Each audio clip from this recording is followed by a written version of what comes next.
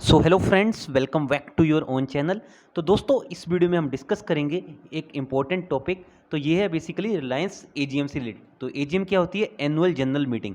तो इसमें बेसिकली क्या होता है, जो मुकेश अंबानी है, आपको पता है रिलायंस इंडस्ट्री के जो चेयरमैन हैं, वो बेसिकली अपनी कुछ बातें या फिर उनके कुछ अहम प्लान होते हैं, वो इस एजीएम के थ्रू शेयर करते हैं। तो ये वर्ष में एक बार ही होती है।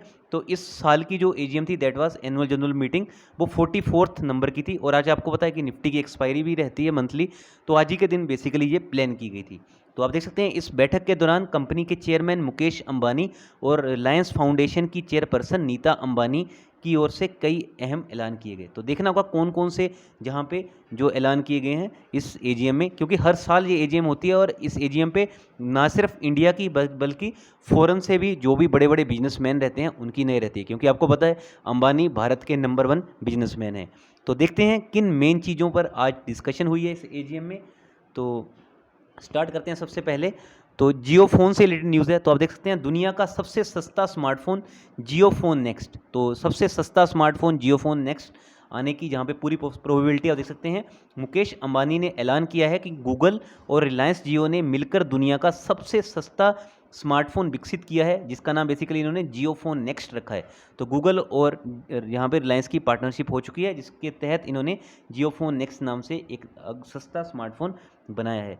ये आपको 10 सितंबर 10 सितंबर को क्या है, यानी गणेश चतुर्थी है, उस दिन से ये बाजार में उपलब्ध होगा। नया स्मार्टफोन जियो और गूगल के फीचर्स और ऐप से लेस होगा। तो इम्पोर्टेंट है कि इसमें जियो और गूगल दोनों के फीचर आपको मिलेंगे। इस स्मार्टफोन को भारतीय बाजार के लिए विशेष तौर पर बनाया गया है। इसमें बेहतरीन कैमरा और एंड्रॉयड अपडेट भी मिलेंगे। तो इसमें बेसिकली आपको Google Play Store Android app ही यहाँ पे चलती हुई देखने को मिल जाएगी। नेक्स्ट देखते हैं, 5 हैं मोस्ट इंपॉर्टेंट चीज़ें। सो हर 10 में से एक मरीज को रिलायंस में बनी ऑक्सीजन हो रही मुहैया। तो यहाँ पे जो नीता अंबानी जी हैं, जो चेयरपर्सन है, उन्होंने बोला है कि जो भारत में जितने भी अगर 10 मरीज आपको मिलते हैं कोविड पेशेंट, तो उसमें से एक मरीज को बेसिकली जो एक कोरोना पेशेंट है उसको बेसिकली जो ऑक्सीजन मिल रही है वो रिलायंस ही मुहैया करवा रहा है। तो एक इंपॉर्टेंट न्यूज़ है कि रिलायंस यहाँ पे ना सिर्फ बिजनेसमैन का काम कर रहा है, बल्कि जो भी जनता हित के लिए या फिर आप कह सकते हो जनहित के लिए भी लगातार प्रगति के कार्य कर रहा है। तो रिलायंस इंडस्ट्री की जो सालाना बैठक थी, उसमें बेसिकली रिलायंस फाउंडेशन की चेयरपर्सन नीता अंबानी ने कहा कि देश की 11% medical grade oxygen Reliance industry बना रहा है। यह किसी कंपनी द्वारा किसी एक जगह बनाई जा रही है जो सबसे ज़्यादा ऑक्सीजन है। नीता अंबानी ने कहा है कि हमारा जामनगर रिफाइनरी में world class medical grade liquid oxygen बनाई गई है। तो ये एक चीज़ है कि आप कह सकते हो इसको कि जो बेसिकली रिलायंस यहाँ पे जनता के हित के लिए भी काम कर रहा है। तो एक अच्छी चीज़ लगी जो पूरे एजीएम में मुझे देखने को मिली है। तो एक और इम्पोर्टेंट चीज़ है दोस्तों, ये ग्रीन एनर्जी से रिलेटेड है। तो स्वच्छ ऊर्जा में 75,000 करोड़ रुपए का खर्चा करेगा यहाँ पे, या फिर आप कह सकते हो 75,000 करोड़ रुपए का करेगी निवेश रिलायंस इंडस्ट्री। तो 75,000 करोड़ रुपया निवेश करेगा इन क्लीन और यू कैन के से इन ग्रीन एनर्जी। सो मुकेश अंबानी ने हरित यानी ग्रीन एनर्जी के क्षेत्र में बड़े स्तर पर काम करने की यहाँ पे घोषणा की। उन्होंने, आप देख सकते हैं, हरित हाइड्रोजन, बिजली स्टोरेज, बैटरी और फ्यूल सेल के विनिर्माण को लेकर 3 साल में बड़ी क्षमता के 4 विनिर्माण संयंत्र लगाने के लिए 75,000 करोड़ रुपए के निवेश का ऐलान किया है। तो क्लीन एनर्जी और ग्रीन एनर्जी बेसिकली आप कह सकते हैं इसके लिए ये लगभग 75,000 करोड़ का निवेश करेंगे। भारत बनेगा 2G मुक्त 5G युक्त। तो इन्होंने एक नारा दिया है कि जिसमें भारत को 2G से मुक्त किया जाएगा और 5G से युक्त किया जाएगा। तो आप देख सकते हैं, इवन रिलायंस इंडस्ट्री ने ऑलरेडी लास्ट ईयर भी बोला था कि सेकंड जो हाफ होगा इस साल का, उसमें बेसिकली ये 5G से रिलेटेड काफ़ी और भी महत्वपूर्ण चीज़ें लेके आ सकते हैं। तो अभी थोड़ा कोविड के कारण इनके प्लान और इवन थर्ड वेव के आने की भी चांसेस हैं। तो हम कह सकते हैं थोड़ा बहुत वो आगे पीछे हो सकते हैं, बट यहाँ पे 5G के ऊपर रिलायंस इंडस्ट्री पूरी कोशिशें कर रहा है।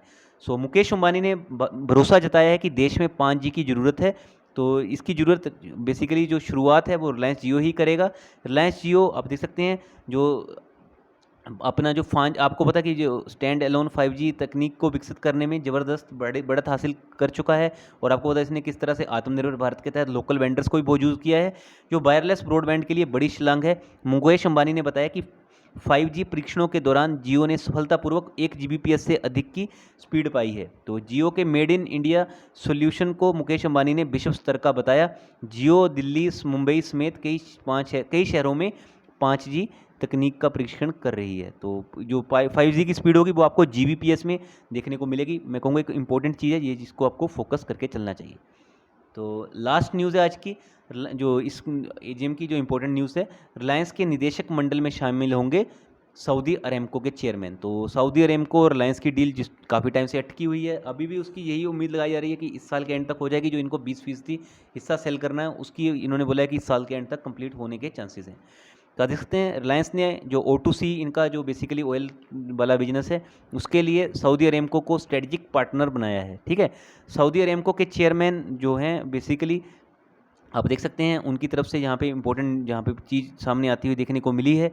आप देख सकते हैं उनकी बेसिकली जो नियुक्ति है दोनों पक्षों के बीच $15 अरब के सौदे के पूरा होने से पहले हुई है। तो यहाँ पे जो सऊदी अरेमको के चेयरमैन है वो उनको यहाँ पे एक इम्पोर्टेंट पद भी यहाँ पे दिया जा रहा है, जिनका नाम आपको पता है क्या है।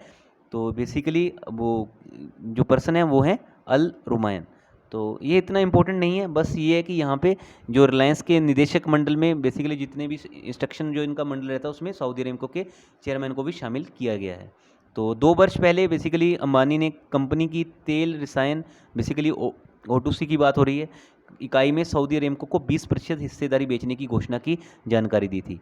तो अभी भी देखना होगा, अभी भी यही बोला गया कि इस साल के एंड तक हो जाएगी। शायद इसी का कारण था कि यहाँ पे पूरा बोला नहीं गया कि अभी हो जाएगी, बस यही बोला गया कि साल के एंड तक हो जाएगी, जिसके कारण थोड़ा बहुत यहाँ पे इन्वेस्टर ने आपको देखना होगा कि किस तरह से शेयर थोड़ा नीचे भी गया था, क्योंकि इन्वेस्टर ने यहाँ पे हो सकता है कि अनसर्टेनिटी यहाँ पे देखी होगी, यूसी देखी होगी अनसर्टेनिटी, जिसकी वजह से भी हो सकता है कि पैसा निकाला होगा।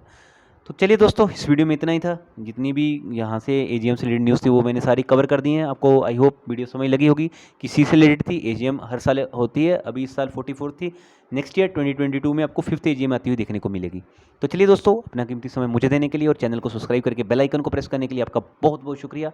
बहुत जल्दी मिलते हैं हम नेक्स्ट वीडियो के साथ। Till then stay tune, stay happy and thank you so much.